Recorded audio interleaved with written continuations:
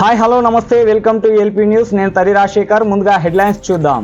Private స్కూళ్లకు సంబంధించిన విషయాల్లో జిల్లా విద్యాధికారికి సంబంధం లేదని వివరణ ఇచ్చిన కామారెడ్డి జిల్లా విద్యాధికారి రాజు. అసలే ప్రైవేట్ స్కూళ్లపై పర్యవేక్షణ అంతంత మాత్రానే.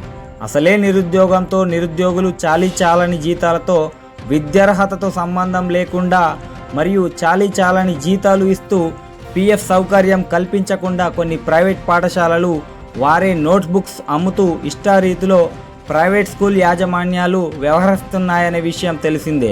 అయితే ఈ విషయంపై జిల్లా విద్యాధికారిని వివరణ అడగగా ఇప్పటికే వారికి ఆదేశాలు ఇచ్చామని చెప్పారు.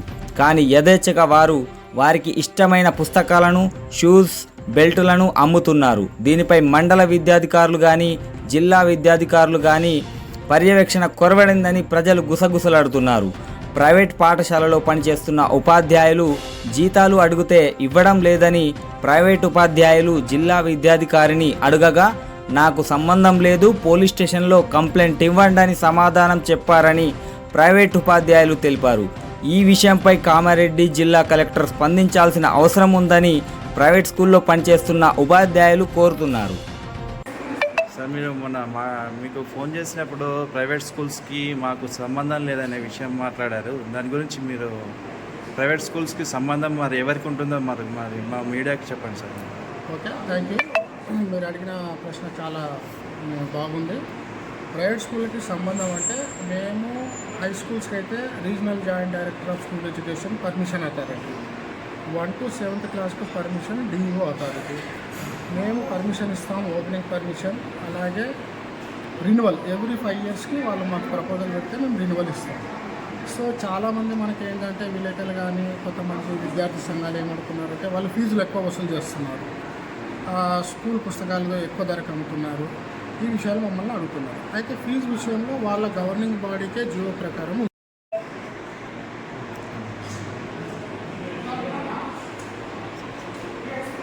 సార్, మీరు మొన్న మీకు ఫోన్ చేసినప్పుడు ప్రైవేట్ స్కూల్స్కి మాకు సంబంధం లేదనే విషయం మాట్లాడారు. దాని గురించి మీరు ప్రైవేట్ స్కూల్స్కి సంబంధం మరి ఎవరికి ఉంటుందో మరి మా మీడియాకి చెప్పండి సార్. Okay, thank you. మీరు అడిగిన ప్రశ్న చాలా బాగుంది. ప్రైవేట్ స్కూల్కి సంబంధం అంటే మేము హై స్కూల్స్కి అయితే regional joint director of school education permission authority, 1 to 7th క్లాస్కు పర్మిషన్ డిఈఓ అథారిటీ. మేము పర్మిషన్ ఇస్తాం, ఓపెనింగ్ పర్మిషన్, అలాగే రిన్యువల్ ఎవ్రీ 5 yearsకి వాళ్ళు మాకు ప్రపోజల్ పెడితే మేము రిన్యువల్ ఇస్తాం. సో చాలామంది మనకి ఏంటంటే విలేకరులు కానీ కొంతమంది విద్యార్థి సంఘాలు ఏమనుకున్నారంటే వాళ్ళు ఫీజులు ఎక్కువ వసూలు చేస్తున్నారు, స్కూల్ పుస్తకాలు ఎక్కువ ధరకు అమ్ముతున్నారు, ఈ విషయాలు మమ్మల్ని అడుగుతున్నారు. అయితే ఫీజు విషయంలో వాళ్ళ గవర్నింగ్ బాడీకే జియో ప్రకారం ఉంది. మనకు ప్రభుత్వం నుంచి ఫీజు ఇంతనే తీసుకోవాలని ఎక్కడ చట్టం రాలేదు. ఒక ఎవరికంటే ఇంజనీరింగ్ కాలేజీలకు మాత్రం దానికి ఫీ రెగ్యులేటరీ కమిటీ ఉంది, దానికి ఒక ఫీ స్ట్రక్చర్ పెట్టారు. అయితే శాలరీస్కి సంబంధించి కూడా వాళ్ళు ఏం చేస్తారంటే ప్రైవేట్ స్కూల్ వాళ్ళు వాళ్ళ యొక్క గవర్నింగ్ బాడీలో కూర్చొని వాళ్ళు 1వ తరగతికి ఇంత ఫీజు, 2వ తరగతికి ఇంత ఫీజు అని చెప్పి ఆ బాడీ నిర్ణయించుకుంటుంది. ఆ అధికారం జియో ద్వారా వాళ్ళకు ఉంది. వాళ్ళు ఏ విధంగా ఈ ఫీజు కలెక్ట్ చేస్తారంటే రెంట్ కానీ లేకుంటే ఓన్ హౌస్ కానీ ఆ మెయింటెనెన్స్ కానీ ఆ టీచర్లు క్వాలిఫైడ్ టీచర్లని కానీ, అంటే చాలా చోట్ల క్వాలిఫైడ్ కూడా లేరు, అటువంటి వాళ్ళకు కూడా చాలా కంప్లైంట్స్ వస్తున్నాయి. క్వాలిఫైడ్ టీచర్లకి ఎంత జీతం ఇవ్వాలి, వాళ్ళ స్టాండర్డ్ ఎట్లా, కొన్ని ఏ గ్రేడ్ పాఠశాల, కొన్ని బి గ్రేడ్ ఉంటుంది, అంటే క్వాలిటీ పెంచుకుంటూ పోతున్నారు. ఒక్కొక్కరు ఒక్కో రకంగా ఉంటుంది. కొంతమంది ట్రాన్స్పోర్టేషన్ బస్సులు పెడతారు, కొంతమంది ఏసీ రూమ్లు పెడతారు. సో అట్లా ఫీ స్ట్రక్చర్ అనేది వాళ్ళే నిర్ణయించుకుంటున్నారు. కాబట్టి ఫీ స్ట్రక్చర్లో మాకు ఏం ప్రమేయం లేదు. మేము పర్మిషన్ ఇస్తాం, ఆ పర్మిషన్ రెన్యువల్ కరెక్ట్గా చేసుకోవాలి. ఇంకొకటి వాళ్ళకి జీతాలు నాకేంటంటే మొన్న ఒక మేడం వచ్చారు, నాకు జీతం పలానైనా ఇవ్వట్లేదు అంటే మేము అన్నాం, మీరు అక్కడ పనిచేస్తున్న విషయం మాకు తెలియదు, మీకైనా ఎంత జీతం ఇస్తున్నారో అగ్రిమెంటు మాకు తెలియదు. సరే మీరు కాగితం అయితే ఇవ్వండి, మేము మా మండల ఆఫీసర్తో మేము ఎంక్వైరీ చేస్తాం. అంతేగాని ఇప్పుడు 100 స్కూల్స్ ఉంటాయి, 100 స్కూళ్ళ నుంచి ప్రతి టీచర్ వచ్చేసి నాకు జీతం ఇస్తలేడంటే అది మా పని కాదని నేను చెప్పడం జరిగింది, అది వాస్తవమే. బట్ జీతం అనేది మీరు మాట్లాడుకున్నప్పుడు వెళ్ళినప్పుడు నీకు 20,000 ఇస్తున్నాడా, 30,000 జీతం ఇస్తున్నాడా, అది మేనేజ్మెంటు మీరు తెలుసుకోవాల్సిన విషయం. సో మేమైతే పర్మిషన్ లేకుండా మాత్రం ఎవరు నడపొద్దని పత్రికా ప్రకటన ఇస్తున్నాం. అయినప్పటికీ బుక్స్ అమ్మొద్దు, షూస్ అమ్మొద్దు, డ్రెస్సులు అమ్మొద్దు, ఫీజులు కూడా రీజనబుల్ తీసుకోమని కూడా మేము చెప్తున్నాము. అటువంటి వారు అతిక్రమిస్తే మేము చర్యలు కూడా తీసుకుంటామని కూడా చెప్పడం జరిగింది. హౌఎవర్ నాకు వచ్చిన అప్లికేషన్ మా మండల ఆఫీస్కి పంపిస్తున్నాం. నేను ఎంక్వైరీ చేస్తాను ఆమె అక్కడ పని చేసిందా లేదా. అప్పటికి నేను ఆ స్కూల్ అతను కూడా ఫోన్ చేసిన ఆమె వెళ్ళిపోయిన తర్వాత. సార్ మా స్కూల్లో చేయలేదు కానీ మాకు సంబంధించిన మా కళాశాలలో జూనియర్ కాలేజీలో పనిచేసింది, మేము చెక్ చేసి చెప్తాం సార్ అన్నారు. సరే నేను ఇమ్మీడియట్గా నేను మండల ఆఫీసర్కి నేను విచారణకు ఆదేశించాను. ఆ రిపోర్ట్ వచ్చిన తర్వాత మరి ఆమె పనిచేసిందా లేదా, ఎన్ని నెలల జీతం ఇచ్చేది ఉంది, ఎన్ని నెలల జీతం ఇవ్వడానికి అవకాశం ఉంది అనేది ఆ రిపోర్ట్ వచ్చిన తర్వాత మీకు తెలియజేస్తాను. సార్ ఎన్ని రోజులు అనే ఆధారాలు నా దగ్గర ఉన్నాయి, ఎన్ని రోజుల వరకు వేసారని మా మేడం కూడా ఆ స్కూల్లో చేసింది. వాళ్ళు మా మీదకి దాడి చేయడం కూడా జరిగింది. మీరు ఫస్ట్ ఆ మేడం రాగానే మీరు ఏమన్నారంటే మీ తమ్ముళ్ళు లేరా, మీ అన్న లేరా, మీ బంధువులు లేరా అని వసూలు చేసుకోకుండా పోయి కూర్చొని అంటే రేపు గొడవ అయితే ఎవరు సమాధానం చెప్తారో దానికి సమాధానం చెప్పండి.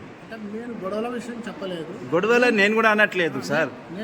మీరు కూర్చోండి ఆడ అని చెప్పేసి అనేది ఎంతవరకు మాకు ఒక ఎగ్జాంపుల్ చెప్తాను. పిచ్చుకుందలా ఇలాగే జరిగింది. ఒక అతను బీఈడీ కాలేజీలో పనిచేస్తే శాలరీ ఇవ్వట్లేదు అని అంటే, ఓకే అమ్మా మేము చేసేది మేము చేస్తాము, మేము ఎంక్వైరీ చేస్తాము, మీరు మీ వాళ్ళు ఉంటారు కదా, మీ హస్బెండ్ మీ తమ్ముళ్ళు అన్నను మరి జీతం ఎందుకు ఇవ్వరు అని ఒకసారి అడగండి. అడిగితే దాని తర్వాత ఏమవుతుంది, ఇవ్వలేదంటే పోలీస్ కంప్లైంట్ ఇవ్వండి. ఎందుకంటే అది ప్రైవేట్ స్కూల్ కదా, గవర్నమెంట్ స్కూల్లో జీతం ఇవ్వలేదంటే నేను వాళ్ళని ఇమీడియట్గా విచారణ చేస్తాను, అడుగుతాను. ఒక్క విషయం, గవర్నమెంట్ స్కూల్స్ అనేది మీ ఆధ్వర్యంలో ఉంటుంది, ప్రైవేట్ స్కూల్లో మీకు అంటే ఎందుకు లేదు, మాకుంది. మరి లేదని మీరు నాకు చెప్పారు. విషయంలో ఒక స్టాఫ్ రిపోర్టర్ అయ్యని నేను మీతో ఇంట్రడ్యూస్ చేసుకున్నాను, మీరు నాకు తెలియదు, నేను మీకు తెలియదు. దాని గురించి మీరు మాట్లాడిన వాయిస్ నా దగ్గర ఉంది. ఓకే, నేనేమంటున్నాను, ఈ అన్ని విషయాల తెలియదు విషయం కాదు, నేను శాలరీ విషయంలో చెప్పాను. శాలరీ విషయంలో మాట్లాడినప్పుడు శాలరీ విషయంలో ఆ మేడాన్ని అక్కడ వెళ్ళి కూర్చోవడం వరకు ఎంత అని నేను అడుగుతుంటే మీరు టాపిక్ డైవర్ట్ చేయకండి, దాని గురించి చెప్పండి సార్. చెప్పాను, ఇప్పుడు ఫీజులు ఎక్కువ చేస్తున్నారు, మా పిల్లల్ని తీసిస్తారు, ఆ విషయంలో కూడా విద్యార్థి సంఘాలకు కూడా వాళ్ళ గేట్ ముందు ధర్నా చేస్తున్నారు. జీతం ఇవ్వట్లేదంటే మీరు అక్కడ కూర్చోండి, వాడ సచ్చినట్టు ఇస్తాడని నేను ఆ ఉద్దేశంతో అన్నాను. కానీ జీతం అయితే నేను ఇప్పలేను కదా, నేను విచారణ చేస్తానన్నాను, మా ఎంఏకి పంపిస్తాను, చెప్తాను, అగ్రిమెంట్ ప్రకారం అది మీరు చూసుకోవాలి. సార్ ఒక చైతన్య స్కూల్ గురించి ఒకటి చెప్పారు, చైతన్య స్కూల్లో ఏం జరిగిందో దాని గురించి చెప్పండి. చైతన్య స్కూల్ నాకు నిన్న విషయం మాట్లాడారు, చైతన్య స్కూల్లో ఏబీబీ వాళ్ళు చేస్తున్నారు, ఏబీబీ వాళ్ళు తరగతుల ప్రైవేటు స్కూళ్ళలో ఎవరు విద్యార్థి సంఘాలు పోయి ఇట్లా చేస్తున్నాయి, దౌర్జన్యం చేసిర్రు అని చెప్పేసి మాట్లాడారు కదా, ఎప్పుడు జరిగింది అది? నేను ఎట్లా కాదండి, మీరు చెప్పారు నిన్న కదా మాకు ఎవరు ప్రైవేట్ స్కూల్ వాళ్ళు మా దగ్గర వచ్చి చెప్పారు, సార్ ఇట్లా విద్యార్థి సంఘాలు ఒక ఏబీపీ అని కాదు, చాలా పర్మిషన్ లేదని మీరు అన్నారు కదా, ఆ స్కూల్స్ కి పర్మిషన్ ఉన్నది సార్? పర్మిషన్లు వచ్చినాయి. అప్పుడు ఉండేనా సార్? అప్పుడు దాడి గవర్నమెంట్కి పోయింది, అప్పుడు ఉండే ప్రపోజల్ పోయింది, అప్పుడు ప్రపోజల్ మీద ఉంది కానీ పర్మిషన్ లేదు. అప్పుడు ఏమైందంటే గవర్నమెంట్కి పోయింది, చెప్పేది వినండి, గవర్నమెంట్కి పోయింది, పర్మిషన్ లేకపోయినా ప్రభుత్వము 10వ తరగతి పిల్లలకు ఇబ్బంది కలుగుతుందని స్టేట్ లెవెల్లో మొత్తం ఇలాంటి స్కూళ్ళు 127 స్కూళ్ళకి పర్మిషన్ ఇచ్చింది, ఎగ్జామ్ రాపిచ్చారు, పిల్లలు పాస్ అయ్యారు, సర్టిఫికేట్ ఇచ్చారు. రీసెంట్లీ ప్రభుత్వం కోడ్ అయిపోగానే మళ్ళీ పర్మిషన్ కూడా ఇచ్చారు, ఆ కాపీ కూడా వాళ్ళకి కంప్లీట్ చేశారు. సరే మీకు అధికారం ఉన్నది, ఎందుకంటే స్కూళ్ళ పైన మీరు పర్మిషన్ ఇస్తేనే స్కూల్ నడపాలి, అంటే ప్రైవేట్ స్కూల్ అయినా ఏ స్కూల్ అయినా. మీరు మీరు అధికారంలో ఉన్న ఒక ఆఫీసర్ గారు జీతాలు ఇవ్వడం లేదనుకున్నా కానీ లేబర్ చట్టం కింద మీరు వారిని అడిగే అధికారం మీకున్నది. సమస్యలు మీ దృష్టికి తీసుకొచ్చినప్పుడు దాన్ని సాల్వ్ చేసే బాధ్యత మీ రాష్ట్రంలో కొన్ని వేల ప్రైవేట్ స్కూల్స్ ఉన్నాయి. ప్రతి ఒక్కరు వాళ్ళ అగ్రిమెంట్ ప్రకారం మేము ఇంత సాలరీ ఇస్తామంటే మీరు ఒప్పుకొని పనిచేస్తున్నారు. సాలరీ ఇవ్వట్లేదు అన్నప్పుడు మీరు అడగాల్సిన బాధ్యత మీకుంది. మీకు హక్కు లేదా స్కూల్లో మాకెందుకు జీతం ఇవ్వరు అని అడిగారు సార్? అడగాలి, పోలీస్ కానీ ప్రతి ఒక్కదానికి డిఓ బాధ్యత, ఇప్పుడు పర్మిషన్స్ అనేటువంటి మీరే కదా ఇచ్చేది, మీ అధికారం మీ చేతిలోనే ఉంది కదా. మరి పర్మిషన్ లేనిది ఎట్లా నడుస్తున్నాయి? మీకు తెలియదే నడుస్తున్నాయి సార్ కామారెడ్డి డిస్టిక్ లో? లేనిది నడుస్తున్నప్పుడు మరి విద్యార్థి సంఘాలు దాడి చేసినాయి అని చెప్పేసి ఎట్లా అన్నారు సార్? మీరు ఒక మాట చెప్తా, మీరు ఒక మాట అన్నారు, పోలీస్ స్టేషన్ అనేది మాట మాట్లాడారు. మీరు అధికారం ఏంటి పోలీస్ స్టేషన్ ఒక్క నిమిషం సార్ మీరు మీరు చిన్న మాట రిక్వెస్ట్ సార్. మీరు పోలీస్ స్టేషన్ పోవడం అనేది సభ్యత కాదు. ఎందుకంటే మీరు చర్యలు తీసుకుంటే పోలీస్ స్టేషన్ పోవాల్సిన అవసరం లేదు. అధికారులు మీరు చర్యలు తీసుకోవచ్చు. పోలీస్ స్టేషన్ ఎందుకు సార్ మళ్ళీ పోవడం? నాకు కాగితం ఇచ్చారు కదా, నేను అంతకుముందు ఒక్కసారి చేస్తా. మీరేమంటున్నారంటే జీతాలే నన్నే ఇప్పియండి అంటే నేను వచ్చి వాళ్ళతో నేను ఇప్పేయమని కాదు తీసుకోమంటున్నాం. మేము చర్యలు తీసుకోవాల్సిన బాధ్యత మీరు ఉంది అంటున్నాం. మేము సార్. పోలీస్ ఒకటి సార్ రిపోర్ట్ ఇచ్చిన తర్వాత సార్, ప్రైవేట్ స్కూల్లో క్వాలిఫికేషన్ సంబంధించి కానీ జీతాలకు సంబంధించింది కానీ అక్కడ బోర్డు పెట్టాలని ఒకరు ఇప్పుడున్న చట్టం ప్రకారం ఉందా లేదా అదొకటి చెప్పండి సార్.